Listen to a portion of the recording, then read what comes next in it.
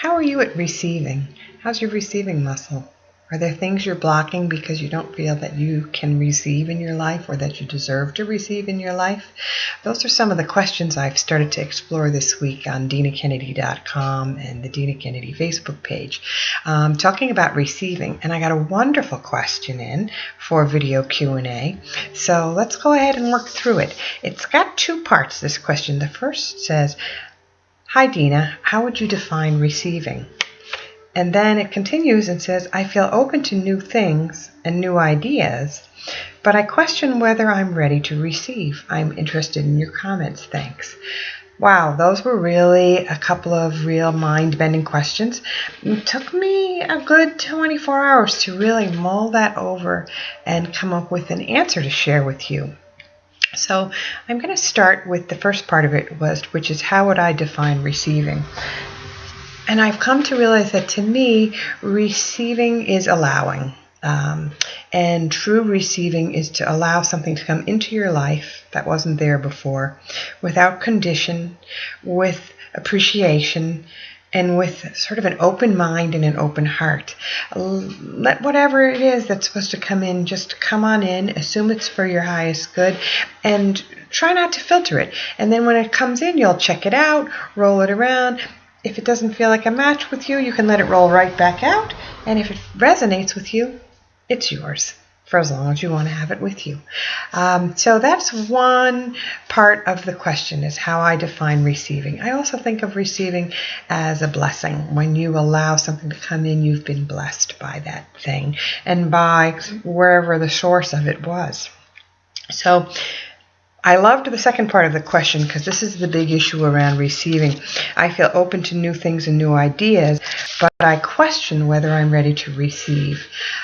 I brought up the topic for us this week because I recently realized that I have had some issues around my rates for my work and setting appropriate rates and holding to them because I was not feeling that I deserved to receive. I was having a block on the receiving level. That was a huge eye-opener for me.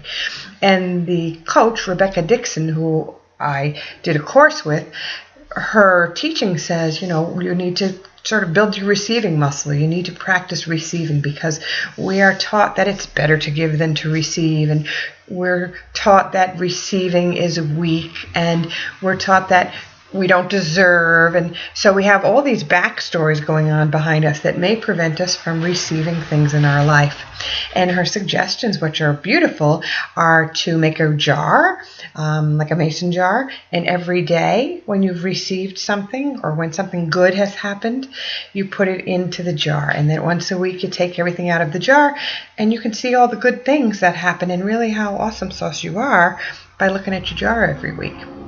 And then for practitioners and other professional people, and I think this could apply to pretty much anyone, is to start to keep a track, a log, a file. It could be online or it could be hard copy that has anytime someone says thank you for any reason whatsoever, anytime you're appreciated, anytime you receive a note or a kind word, any kind of an article of appreciation, receive it in fully, write it down, or copy and paste it and put it into that file. And then when you're feeling not worthy to receive, you can open up these beautiful files and see how much you give the world and see how much the world wants to give back to you if you would only be open to receiving it. Pretty amazing lesson. Wonderful questions. I hope that you've received something from this video. If you'd like to learn more about me, you can find me at DinaKennedy.com, at Dina Kennedy Reiki on Facebook, and on YouTube on the Dina Kennedy channel. Talk to you next time. Happy receiving.